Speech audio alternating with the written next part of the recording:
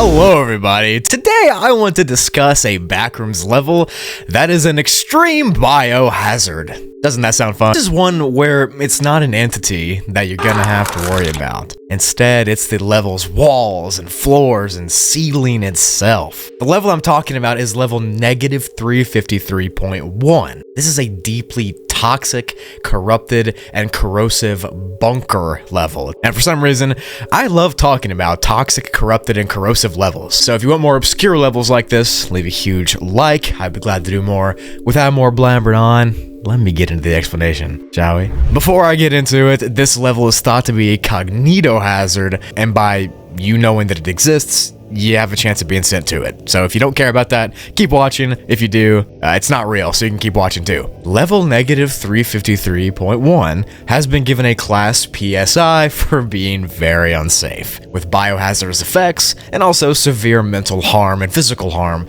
that could be done to people who come here. As you can tell by the number that the level has, it is a sub-level. It's actually a level between level negative 353 and level negative 354. The only thing worse than a negative level that is this far deep into the backrooms would be a negative sub-level that's this far deep into the backrooms. And if you didn't know, the deeper a negative level is, the more corrupted and less stable they become, and their effects become even crazier. The level, though, looks like this. The Expanse is an infinitely repeating, old and decaying survival bunker, similar to those of the Cold War era from real life. Just like most survival bunkers from the real world, this one is made out of concrete. Although here, the halls and the rooms of the bunker are basked in a red glow from the lights that are in the ceiling. These lights are dingy, they're dark, and they kind of resemble emergency backup lights in how dim they are. The bunker has a huge amount of mold and dust and other biohazardous waste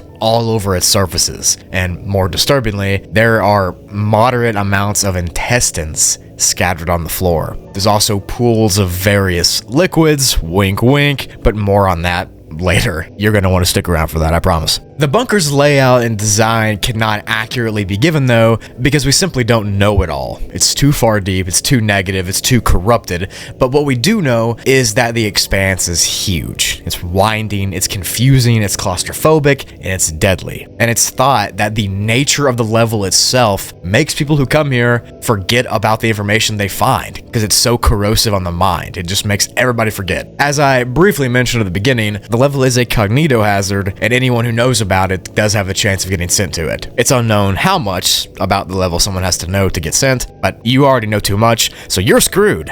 You're welcome. Several rooms inside of the bunker's Expanse can be explored though, and you might find an old bunk room, an old kitchen, or an old mess hall or something like that with spoiled, rotten foods and crusty old bathrooms and things of that nature. You might find a first aid office. Anything like that could be found here. And of course, all of these rooms are basked in red light, and there's strange liquids and intestines in them sometimes. The level maintains a constant smell of rotten flesh and decaying rusty blood. So the bunker seems to have at one point gone through a very dangerous event or something, some kind of level ending event that accounts for all the guts and rot all over the place in this level, but who knows. The walls drip with crimson blood here, and the pools of this blood can be found in various rooms and various spots. You can't even see what it's coming from, it's just disembodied. That's how much of it there is. The bunker is actually in a state of disrepair, and there are some levels that are pretty similar to this in that they're destroyed or they're damaged, but this one even seems to be more so destroyed. There's cracks in the floor, cracks in the walls, and the hallways are cramped and claustrophobic in leaning specific ways. The air is rotten and it's sharp with mold. It's just an unstable mess. There's glitching, there's warping. It doesn't seem like the bunker's gonna last long. Thank you to DraftKings for sponsoring this video. Now, you may not know it, but I'm actually a pretty big football fan, and I've played fantasy football through DraftKings before, so when they hit me up and wanted me to talk about their new casino app, I was pretty interested. DraftKings Casino has your favorite real money games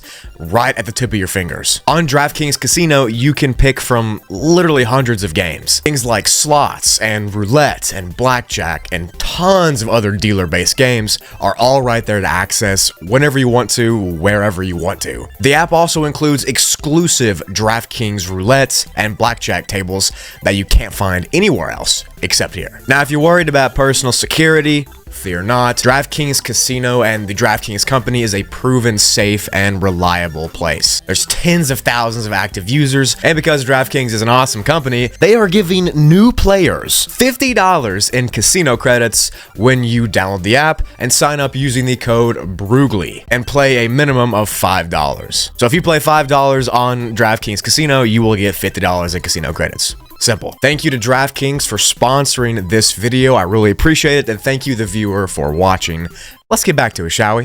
If at all possible, when you come, or if you come to this level for some reason, you should wear some kind of like biohazard suit or mask to keep that stuff out of your nose or to keep liquids off your skin. Prolonged and extra exposure to these awful conditions trapped inside this stagnant bunker will induce something known as the rubetosis effect. Now, rubetosis is a real-life term, and it is an effect when someone is so stressed out or they're dissociating to the point where they can hear their own heartbeat in their ears. That's all they can hear, that's all they can focus on is their own heartbeat. This feeling of slamming into your chest cavity. It's very unsettling to experience. It feels like your heart's gonna explode probably, and this level induces that if you stay here for an extended amount of time. Because the longer you walk into this bunker, the further you go down these small, bloody, claustrophobic hallways, the worse that rubetosis will get. Your mental health here will begin to collapse, your sanity will drain gradually, and everything will just be overwhelming. You'll kind of swirl out of control because you're just alone in this tiny bunker with no natural light,